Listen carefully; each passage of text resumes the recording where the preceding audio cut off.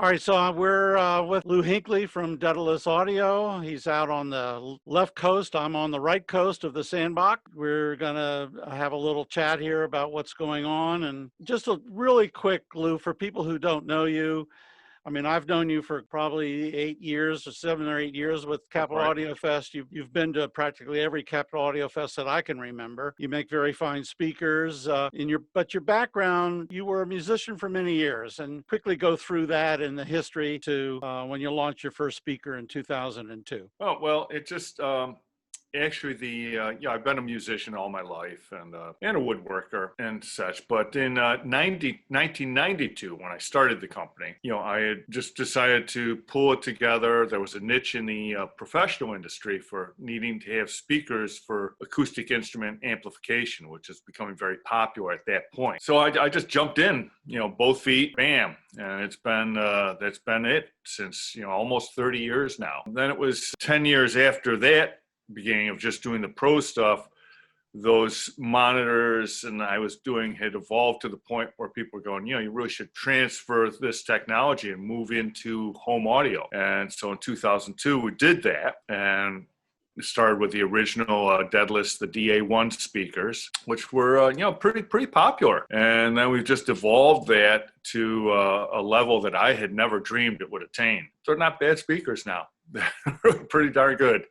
I think they're wonderful speakers. I remember you telling a story that one of the things that got you noted was that your speakers would fall off the back of a truck and they held together. They were so well made that people took note of that. Well, yeah, it's one of the things that I do different from almost pretty much anybody else is I use solid hardwood for the cabinetry, and I've been doing that from day one.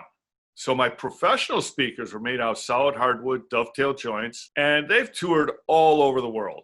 And I've had guys come back and tell me, yeah, the roadie dropped it off an 8-foot stage, and picked it up and it was fine. He said any other amplifier that had fallen like that would have just exploded. A lot of stories like that, but that's not the reason I do it, the solid hardwood, but it's not bad. They're built to last forever. Talk about the choice of hardwoods. I mean, 90% of the speakers out there are made out of MDF. Right. There are a few things going on, but you're one of the few that it's all hardwood. Can you talk a little bit about that choice and why? Well, there were a number of reasons. Again, I started in the pro world, so the parameters there were very different from in home audio. It had to be relatively lightweight, it had to be strong, hardwood fit the bill. When I was beginning the prototypes, I actually built some with solid hardwood. I built some with using Baltic birch plywood, which is the best possible plywood you can use. And much better sounding than MDF was not even a consideration. And the sound difference between the two was just night and day. It's just for a simple guitar amp, it was just night and day. The hardwood is actually just a great choice for an audio cabinet, speaker cabinet. The density, it's very dense, it's stiff, and the sound that's reflected off it is pretty much unchanged. This is that having a stiff cabinet is important. We've gone through decades of where a dead cabinet was popular. Fortunately, we're moving out of what I refer to as the dark ages. And you're getting companies like myself, companies like YG and Magico and others who are using very stiff materials. So they're going for a stiff material that is not altering the sound as opposed to something that's deadening the sound. So that's a big deal. But the hardwood also, it is labor intensive, but it yields a beautiful cabinet, and it's a lifetime cabinet. So these speakers are really ones that they don't, they'll be functioning perfectly well 80 years from now.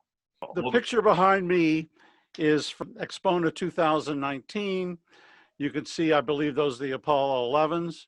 And if you've never been up close to Lou's speakers, I mean, I'm a little bit of a woodworker too, and I know how difficult it is to make something look really good. The dovetail joints are just beautiful. He has lots of choices of different woods. There's different inlays. He matches the grain. I guess you bookmark the planks of wood, and that's all. It's really very difficult stuff, what I know about woodworking. And yes, the cabinets are just gorgeous. If we ever get back to having shows again, you must go see and hear Lou speak. This picture is from Exponent 2019. So what else do you want to ask me about, Paul? How you doing? What's Yeah, what's life like in this crazy world right now? well, things. Some things are the same. Some things have changed. That's how it is for everybody, huh? I tend to like to be alone a lot, so I'm pretty happy. But no, it's business-wise, it's been interesting. It's a lot of the audio companies' business is pretty good right now. I have no idea how long that's going to last, but it's challenging. And it's challenging to meet the demand now because I had to furlough. I just have a very small staff, and I had to furlough. That we're back now, part-time basis, a lot of precautions, good airflow, masks. I don't know what we're going to do when the weather turns cold and we have to close it up again, the shop, nervous about that. Well, a lot of people are saying because we are self-quarantining, we're spending a lot of time indoors. Oh, yes, you good boy, yes. Yeah. Okay, we're back to recording. Okay, I was mentioning the fact that we're now self-quarantining. We're spending so much time in. Music has become more and more important. Our systems have become important. And I was going to ask if you feel that in a weird way that people are upgrading their systems. Has there been an uptick in the business? Oh yeah. Yeah. There's definitely been, people have time. They're stuck at home. They can't do a lot of the things they normally do. And, a lot of the clientele for high-end audio are fairly insulated from the economic effects of what's going on right now. And so it's they're going like, well, let's improve the system and have fun with it. So it's kind of it's good for our industry because it could go the other way, but we're okay right now. I think one of the hard things is shows, not having any shows, and people are just going off of their previous experience and history. But I've also had people they're very interested. They'd love to do it, but they can't hear them because they can't, there's no shows, nobody's doing home auditions. So that's making that aspect of it, particularly for companies like mine, LTA, companies that do direct sale, where we're not really in the stores, of what few stores there are. Right. It's, so that throws a little wrinkle in it there. Well, I noticed, I think it's been about a year you've upgraded the website. It looks pretty nice. Thank you. That video that's buried, I don't remember where I found it on the website, but that was pretty intriguing video. You ought to put that link up front somewhere. Oh, I kind of thought it was. I think it's on the About Us page. Professional videographer who's local here did that for me. He does nice work. Yeah, I also saw somewhere you actually have a CD, but I couldn't buy it. You couldn't? No, the CD Baby is closed down or something. That's right. Okay, yeah. I should change that. I have a few of them left, but not that many. And I don't think I'll ever do a reprint. But yeah, I did a CD of original music. Gosh, 20 years ago now when I left, almost 20 years ago when I left Ithaca, New York, where I used to live. And it's actually got some great artists on there. Hank Roberts, who's the cello player. He works with Bill Frisell all the time. And, it's a lot of great musicians on this CD. I like every artist, I cringe a little bit, when I hear it sometimes, but it's not bad. I want to hear it. Save me one. Yeah, we'll do. I'll get one out to you. Well, a while back you did announce, I think it was a couple of months ago, about Pacific Audio Fest. Tell us about that. Well, and basically, the story on that was I've for years have been trying to get, like people like Marjorie and Gary and, Mark Freed of Exponent, say, let's do a show in the Northwest, West Coast show, based up in Seattle would be just a home run, and nobody would do it. And finally, last November, I was on my way, to the airport to fly out to Capitol Audio Fest, and I was thinking about that, and I said, I'm just going to do it. I've been doing shows for almost 30 years. I know what I'm doing. And I got to Capitol, and I run into Gary. Gill, who's the owner of the Capital Audio Fest show, and I say, Gary, I need to talk. He says, what's up? I tell him. He looks at me and says, partners. So Gary's working with me on this project, and we're bringing between us, we've got a pretty good balance of expertise. I've got almost 30 years of exhibiting at trade shows of all kinds, everything from big conventions to music festivals, you name it. And Gary's been running that Capital Audio Fest for 10 years. So we started working on this, and then COVID hit. So of course that's thrown a wrench into it. Yeah, the world became different practically overnight. Yeah, bringing Gary on board. I mean, I've had a close relationship with Gary. Mm-hmm. I worked with him for probably 8 of those 10 years, putting on the show. I know what it takes to put on a show. I also know what it takes for a vendor to come to a show, all the work that's involved in setting up a room. Very few of the participants ever see what's involved on putting up a show. So yes, I'm sure you're coming from a great perspective, and then bringing Gary in, you're having 2 perspectives, worthwhile perspectives, real world knowledge. So I mean, I've been looking for an excuse to come to the Pacific Northwest. I've never been out there. So rock on. I want to see it happen once we get past coronavirus. We're working on it. I've finally gotten a hotel selected, which is just far more difficult than you could imagine. It's just unbelievable. And finally have a great venue for us. The rooms, I'm really excited because the standard room, the hotel sleeping rooms that are converted to exhibit, those are the largest of any show I've ever done. And that's always a big deal because you get cramped in these tiny little rooms, and these are really sweet. So we're shooting for the end of July 2021. But we don't know. We're setting it all up. If COVID says we can't do it, well, then we'll do it in 2022. We're already setting the groundwork. It takes a solid year to just lay the foundation for a show anyhow. So yeah, I was really sad that CAF had to be pushed off a year, but it was the right decision. Oh yeah. And Gary, worked really hard to get that pushed through, but he's guaranteed for the following year, 2021, looking forward to that, because miss the shows. The shows are a lot of fun. The manufacturers, the builders really enjoy the one-on-one that you get to talk to people like you. I'm a user, you're the builder. That's a big deal to me. That's a real big deal for me. And I think a lot of people really enjoy being able to chat with the guy who is building the piece of equipment they're looking at or listening to. Absolutely. That is a big part of the show. And this is where I'm approaching this show, promoting this show. I'm not doing this as this is going to be my livelihood, but that's not the motivation here. And you look at that, you see these shows, and it is about that interaction, the people, the users, the people, the audiophiles, they want to meet the builder, want to meet the people and gain that together. And that's great. So it's the social aspect of these shows is just really important to the life of our industry.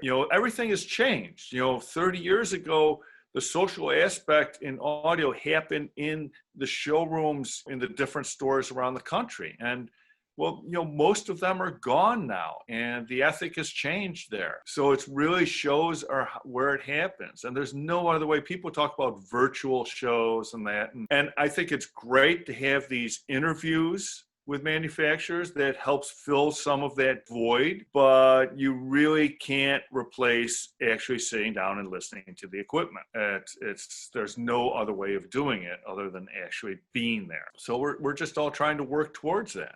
But I think having a shows that really stress the social aspects of the audio community. Rocky Mountain has always done that, and that's why it was so popular.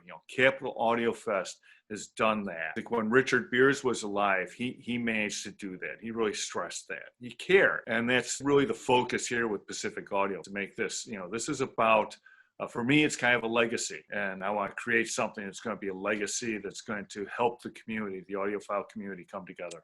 Well, what kind of feedback have you, once you've announced the formation of the show, what kind of feedback have you had from other manufacturers who might be, what did they say? It's been great. It's been great. I mean, we haven't even really, other than just a simple announcement, really have not promoted anything, reached out, but it's just been great. People very supportive of it. They're just excited about the idea. They're excited about coming to Seattle and doing a show here. People want to work with Gary and I on this. Press is we've got 3 the 3 top online magazines are all 120% enthusiastic about this. They're big boosters of the show already. So I think, you know, we're off to a great start with this. All right, well, that's fantastic. Well, what else with Daedalus? What else is going on? I saw a Facebook thing that demo sale going to be announced soon. Speaking of shows, I realized, well, we're not doing any shows for a year, so, you know, there's no reason to have these demos around. It's time, maybe we should just sell off the demos and we'll build new ones. I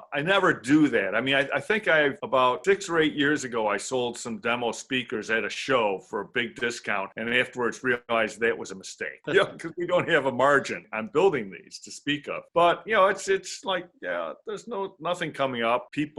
Very few people coming to the shop to audition. Everybody's just staying home. So I have to work out pricing and we'll announce it. We still have those speakers that are in the picture behind you. You know, they had a set of Apollo 11, and they'll probably go up for sale. They're kind of pretty. What about those pair of Muse that I have my eye on? Yeah, those are going to go up for sale, and I think somebody's already ready to jump on them. They should. They are actually my favorite speaker. For a small room, they are just magnificent. Yeah, no, that's actually the Muse Studio, and even the standard Muse, because we've really refined that a lot. Of my older line that are based on the 8-inch drivers, those are my favorite of the small speakers. You know, and then you get into the Apollo series, which are based on the 10-inch driver. You know, that's another level, but they take a little bit bigger rooms. All right. Well, is there anything else you want to throw out there while we have you, or you think everything's going to survive? How optimistic you are? Well, I just hope that everybody's, you know, is careful, you know, takes it all seriously, and we can get past. You know, I think we will get past this one way or another.